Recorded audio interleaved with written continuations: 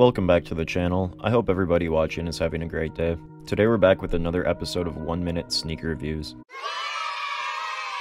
This is where I give you a quick review of a shoe that I picked up in under 1 minute. I'll put a link to my last episode up on the screen right here if you want to go and check it out.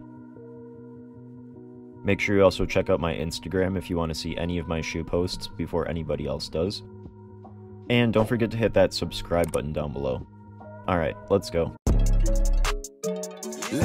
Today we're taking a look at the Jordan Retro 1 Low Black Toe. This shoe was released on August 4th, 2023 at a retail price of $140. The Jordan Retro 1 Low Black Toe brings back a coveted OG colorway originally released in 1985. The low-profile sneaker utilizes an all-leather upper featuring a white base with forefoot and heel overlays in black and varsity red.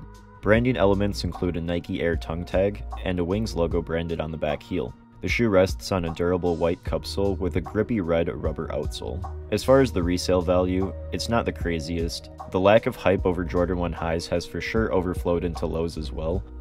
If it's not a Travis Scott Jordan 1 Low, resale usually isn't even an option. These are sitting right around $150 to $160, with some sizes reaching around $180, but nothing to jump out of bed for. I'm most likely just going to keep these and send them straight to the toes, or keep them for a long hold, as they will for sure go up in price over time. Well, this has been 1 minute sneaker reviews. I hope you all enjoyed. Thank you for your support and have a great day.